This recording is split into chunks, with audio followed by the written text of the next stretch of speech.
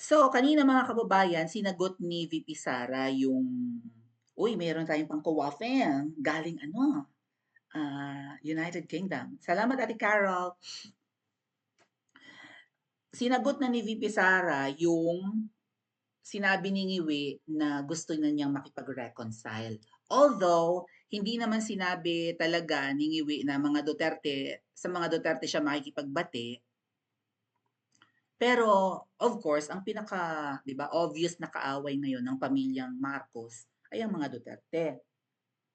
Kung hindi ka baga naman gagong ikaw ang namumuno sa Pilipinas.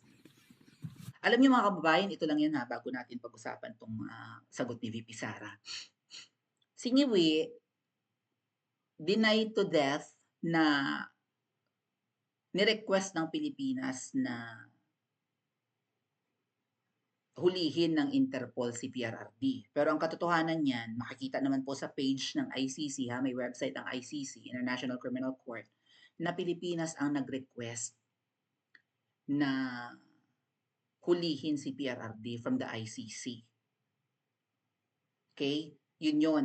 So, hindi naman dinideny ni Ngiwi yung kanyang involvement sa pagpapakidnap kay PRRD or pagpapakulong kay dating Pangulong Duterte sa ICC.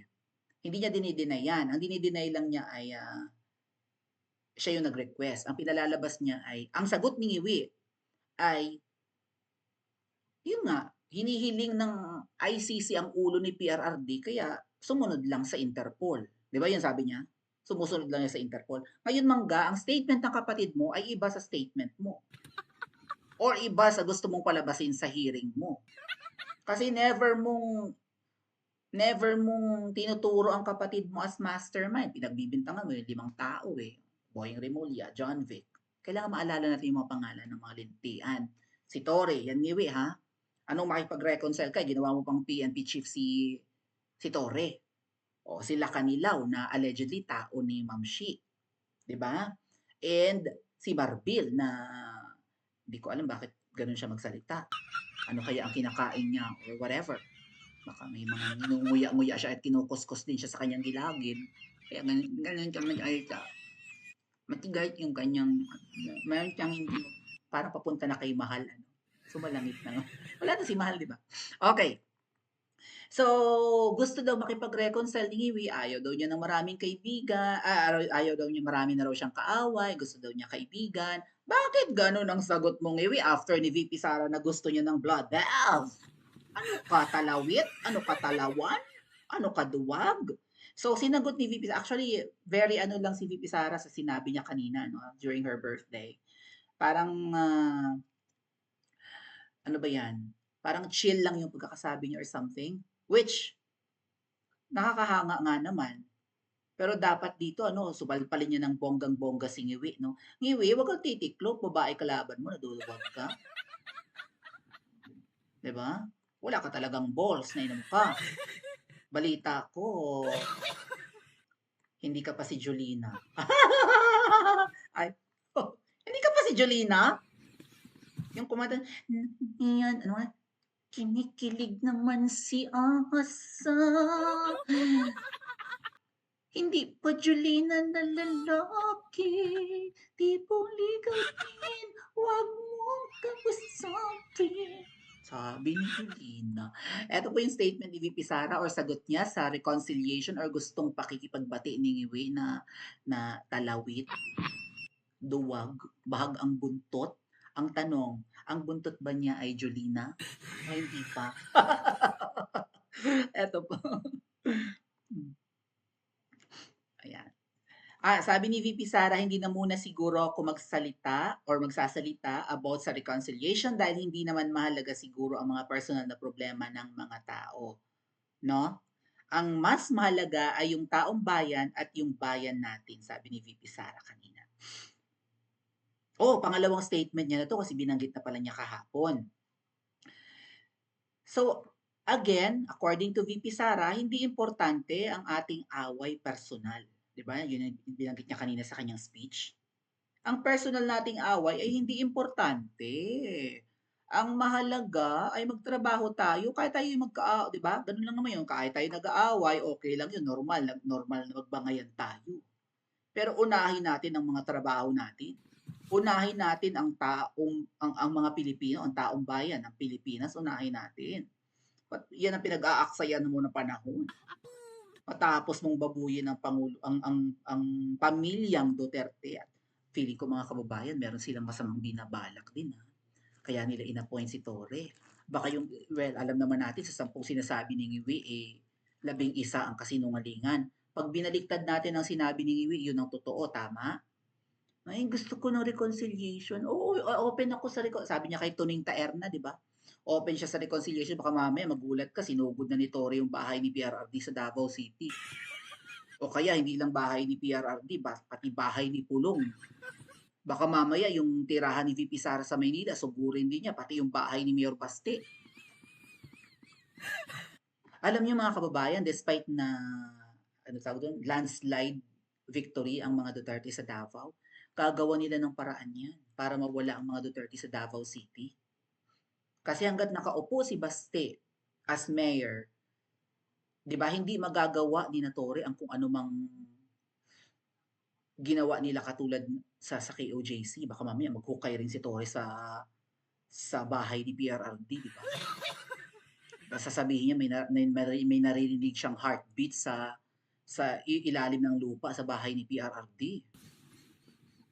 Or mamaya, 'di ba, maghukay sila doon tapos tamnan nila ng evidence, may mga baril ika, may mga, 'di ba, may mga goons 'di ba, palalabasin nila ng mga goons ang mga Duterte or mga ano bang tawag sa ganyan, mga mamamatay tao or sindikato. So, baka mamaya imbentohan nila ng kaso, right? O kaya yung, 'di ba, yung hinedbat ni Kong Pulong doon sa bar na nakunan sa CCTV, baka i-finance nila yun para magsampa ng kaso. At kung ano-ano pang technicalities, kasi si Ahas magaling sa ganyan, mga tanim-tanim kaso. Magaling siya dyan. 'Di ba? So, magsasabi kayo ng reconciliation pero pailalim traidor, 'di ba? Kaya wala tayong tiwala sa buong angkan, lalo na yung pagdikit-dikit ni Mangga. Hindi yan tinawag na mangga for nothing. Hindi dahil sa hugis mangga ang mukha niyan, kundi manggagamit yung isang yan, user, 'di ba? At ang sabi sa amin mga kababayan, parang yan yung yung security policy ng pamilyang Magna, si Mangga. Okay, siya yung mata, 'di ba? At baka nga yan pumunta sa dahil alam niyo na, bukod sa pagbibida-bida, baka magmamasid-masid yan. Baka alamin niya kung saan nakatira si Spokes Harry Roque at kung ano-ano pa. Dumarami ang galamay ni Mangga. Si Baste na bad trip kay Mangga, merong picture sila ni Mangga kanina at ginagamit talaga ni Mangga. Pinost ni Mangga yung picture nila ni Baste. Ngiti-ngiti si Mangga doon. Para palabasin na pinagkakatiwalaan siya ng buong angkan ng Duterte, even si Baste na imbyar na sa kanya. Ang hirap magtiwala, di ba mga kababayan? Despite na pinalibing ni PRRD ang tatay ng mga adik na yan, or adik, Magna, adik sa pulveron. Despite na ginawa ni PRRD yung walang gumawa nun for how many years? 36 years? How many years? Ilang dekada, 3 dekada ang lumipas, walang nagpapalibing na presidente, ilang presidente na ang umupo sa kanilang tatay. Cory, Erap, Ramos, na dikit naman nila, Gloria, Ngoy-Ngoy. Oh, 5 presidente pa lang umupo mga kababayan, hindi nalilibing ang kanilang tatay sa libingan ng mga bayani. Si PRRD bilang abogado, naiintindihan niya na pwede namang ipalibing yung dating presidente na yun kasi sundalo rin naman yun. Diba? Nung panahon ng World War II. So, technically, deserve naman kahit Magna Carta yung tatay nila or kung ano pa man ang akusasyon, mamamatay tao, Magna Carta. Alam niyo na ibig sabihin ko ng Magna Carta, not the real meaning of that. Diba? That despite that, being a lawyer, naintindihan ni PRRD na, 'di ba, dapat maipalibing ang tatay nila. Gustong-gusto nila 'yun. Kasi gusto nga nilang linisin ang kanilang image. Kilala ang tatay nila as kurakot, magnanakaw, mamamatay tao, pasista, diktador, ganun. Puro pangit ang reputasyon. Katakot-takot na bashing ang yung mga pinklawan na todo bash at todo pambabalahura kay PRRD, galit na galit ang lahat, 'di ba? Sabi nga ni Kiko Matsing, eh, papahukay niya yung bangkay ng magulang ng mangga na yan at ningiwi sa libingan ng mga bayani, hindi habang buhay daw na ililibing yun doon sa diyan sa LB ano ba, LNMB or libingan ng mga bayani nga. Hindi habang buhay, huhukayin daw nila. Katakot-takot na pagmumura at pambabatikos ang inaabot ni PRRD nung pinalibing ang tatay ng mga yan, dead ba si PRRD? Tapos ganyan ang gagawin. And take note, 80 anyo si PRRD ha. May gaba yan, right? Yung hindi mo paggalang sa nakakatanda, may gaba yan, may parusa yan. So again, yung tama si VP Sara, unahin ang trabaho, unahin ang kapakanan. Trilyon ng budget, hindi nararamdaman ng mga Pilipino na umuunlad ang Pilipinas. Tapos takot na takot pumunta ang mga turista ngayon dyan sa atin dahil nga lumalala ang krimen. 'Di ba? Walang pahinga. Yeah, unrest ang mga tao, tensyonado dahil nga wala eh. Baha ang droga, lumalakas ulit ang mga NPA. Inutil ka bang iwi o kasabwat ka ng mga sindikato at terorista? May pa-reconcile ka pa? Saan ka nakipag-reconcile? Baka sa mga pinks. Kasi ang asawa mo dilaw. Also, baka nakipag-reconcile ka, anong baka? Yun na nga, obvious na obvious. Sino ba nagsampa ng impeachment kay VP Sara? Di ba mga NPA, mga terorista, mga makakaliga? O, dati ang kaaway ng mga NPA at terorista, ang pamilya ni Nangagva. Ngayon, mga Duterte na. Kasi humina talaga sila, di ba? Napilayan ng malala ang NPA noong panahon ni PRRD. Ngayon, lumakas.